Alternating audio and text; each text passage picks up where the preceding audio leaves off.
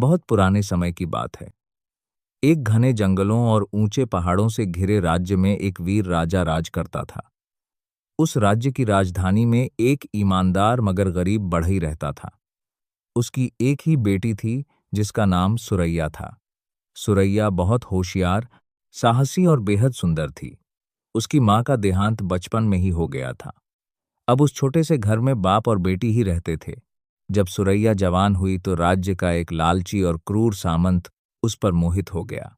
वह उम्र में उससे बहुत बड़ा था। उसने बढ़ई पर दबाव डाला कि वह अपनी बेटी की शादी उससे कर दे। गरीब बढ़ई डर गया। अकसात है, उसने बढ़ई पर दबाव डाला कि वह अपनी बेटी की शादी उससे कर दे, क्योंकि सामंत के पास ताकत और धन दोनों थे। उसने सुरैया को समझाया कि अगर वह मना करेगी तो वे दोनों बर्बाद हो जाएंगे, मगर सुरैया ने साफ शब्दों में कह दिया कि वह उस निर्दयी आदमी से कभी विवाह नहीं करेगी। सामंत को जब यह खबर मिली तो वह क्रोध से आग बबूला हो गया। उसने बढ़ई को धमकाया कि यदि शादी नहीं हुई तो वह उसे कैद करवा देगा। डर के मारे बढ़ई बीमार पड़ गया। सुरैया समझ गई कि अब उसे खुद ही कुछ करना होगा। एक दिन उसने सामंत को संदेश भेजा, मैं आपकी बात मानने को तैयार हूं, पर मेरी एक छोटी सी इच्छा है। सामंत खुश हो गया और बोला, जो चाहो मांग लो। सुरैया ने कहा, मैं चाहती हूं कि मेरे लिए चंदन की लकड़ी का एक विशाल संदूक बनवाया जाए जिस पर 40 दियों की जगह हो। विवाह से पहले मैं उसमें पूजा करूंगी।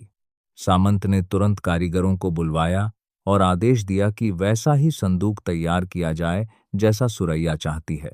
जब संदूक बन रहा था, सुरैया ने एक भरोसेमंद कारीगर को अलग बुलाकर धीरे से कहा, इस संदूक में एक गुप्त रास्ता बना दो जिससे मैं अंदर छिप सकूं और बाहर निकल सकूं। यह बात किसी को मत बताना। उसने उसे एक कीमती अंगूठी देकर उसका मुंह बंद कर दिया। कुछ दिनों में वह भव्य संदूक तैयार होकर आ गया। विवाह से एक दिन पहले सुरैया ने उसमें पानी और सूखे फल छिपा दिए और रात होते ही उसमें जाकर छिप गई। बाहर अपने जूते दरवाजे के पास रख दिए। सुबह जब सामंत के लोग उसे लेने आए तो सुरैया कहीं दिखाई नहीं दी। खोजबीन के बाद उन्हें लगा कि वह शायद डरकर भाग गई या मर गई। सामंत गुस्से से पागल हो गया, मगर कोई सबूत न मिलने पर चुप रह गया। वह चंदन का संदूक बाद में बाजार में बेच दिया गया। उसी दिन राज्य का युवराज राजकुमार आर्यन बाजार में आया। उसकी नजर उस अनोखे संदूक पर पड़ी। उसने उसे खरीद लिया और अपने कक्ष में रखवा दिया। राजकुमार की आदत थी कि वह रात को अपने कमरे में ही भोजन करता था।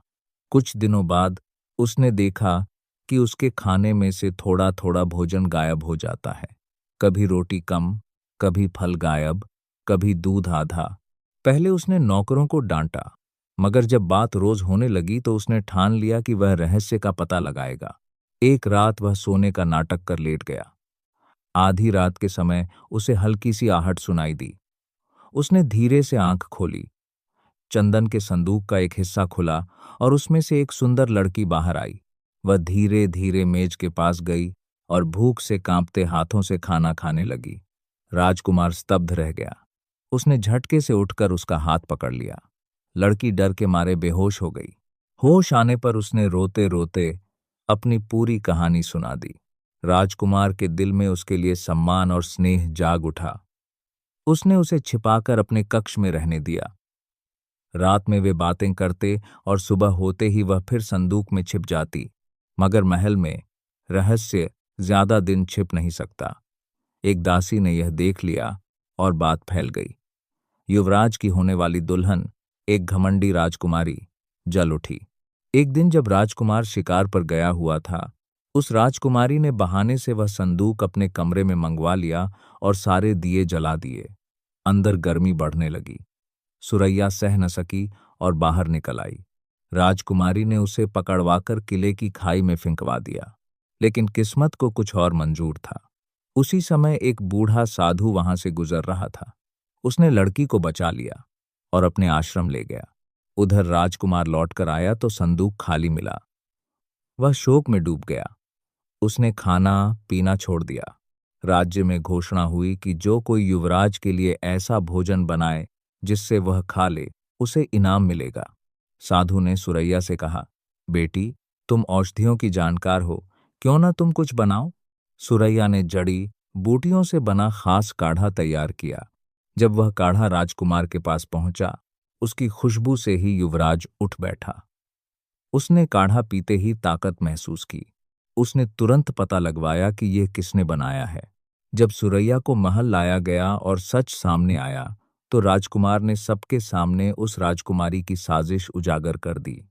राजा ने न्याय किया और दोषी को दंड दिया। फिर पूरे राज्य में धूमधाम से राजकुमार आर्यन और सुरैया का विवाह हुआ। और इस तरह साहस, बुद्धि और सच्चाई ने लालच और षड्यंत्र पर जीत हासिल की।